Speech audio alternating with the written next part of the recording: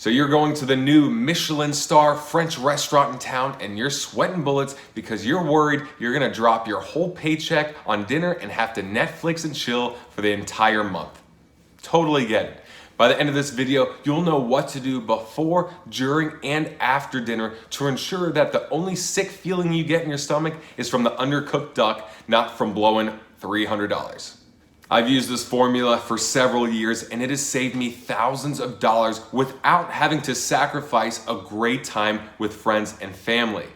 What's going on, guys? My name is Brad and this is the Millennial's Guide to Money, where you learn how to dominate your finances and own your life. Let's go over an example scenario. So you're invited to a friend's birthday dinner and your friends spend like there's no tomorrow. Maybe they make more money, maybe they don't, but just don't put it on their credit card and let it rack up. Either way, it's not something that you want to do, but of course you've got to go. So this is what you're going to do before dinner.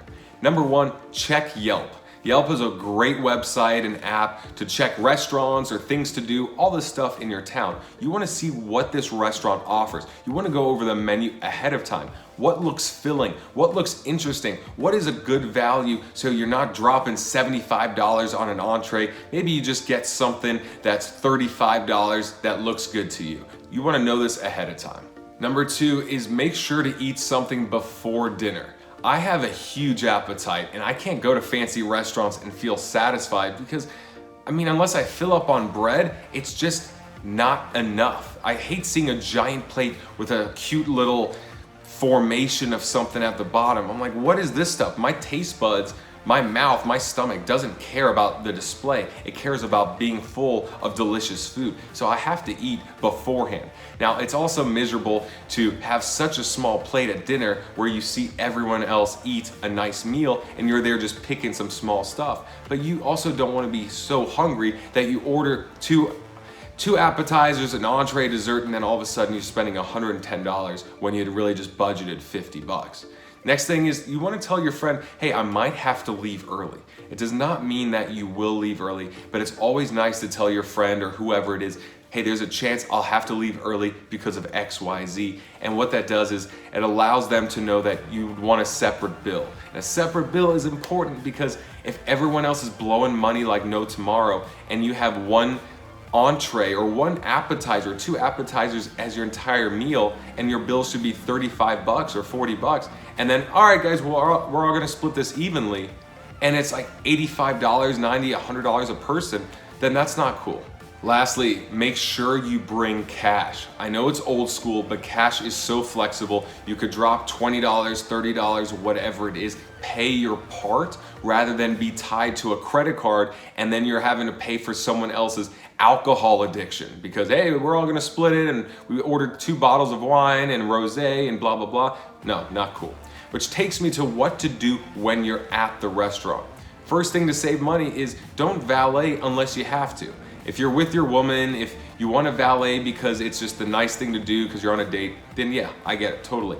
But a lot of times I just self-park because I'm not going to pay $10 for valet, $5 tip when it's literally 30 seconds or a minute of walking. For me, it's not worth it. That's not a good value right there.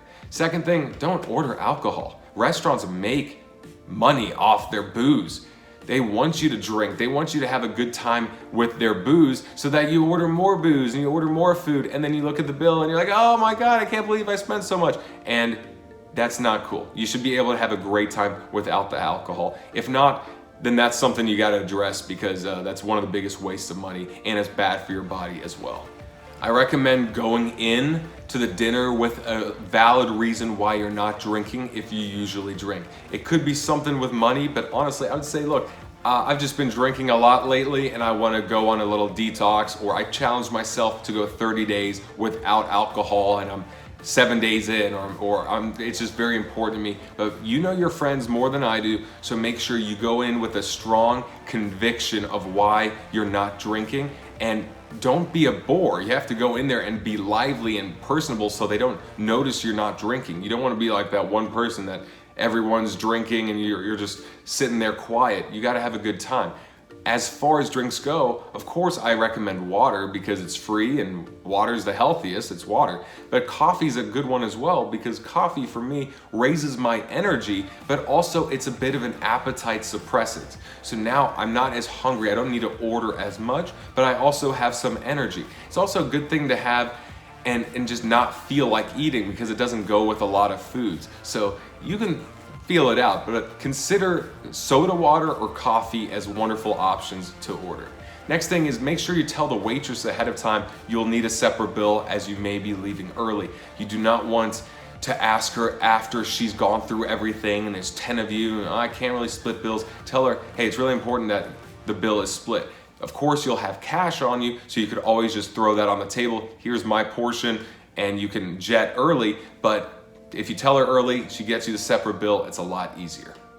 Next thing, focus on the conversation. You're there to have a good time. You're not there for the food per se. If you're there for a friend's birthday, it's about the conversation, it's about the memories, it's about connecting.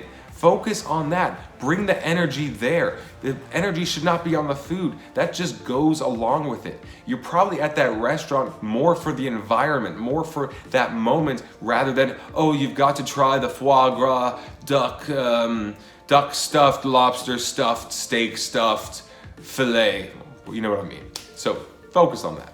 When it comes to dessert, consider splitting a dessert. A lot of times people just want a bite of something. So yeah, you could order the whole dessert for yourself, but do you really need the whole dessert? Order a slice of chocolate cake and split it with someone else. Have a few bites and it's a nice way to end it. Plus you have your coffee, which is a perfect way just to wind down. You can get decaf on the second round if you want, or maybe a tea, but bottom line is you don't really need a full dessert. Also remember to tip well. I know you want to save money and you don't want to spend a fortune, but order less and tip more. If your bill is $100, 20% is $20. But if your bill is only $40, then tip more than 20%. Be generous, especially when they're accommodating you, they're giving you a separate bill, they're refilling your water, refilling your coffee. You want to tip well. I just believe that's putting out good energy into the universe and that's going to come back. Remember, skip the alcohol, plan ahead, and focus on having a great time with your friends and loved ones. Thanks so much, and see you next time.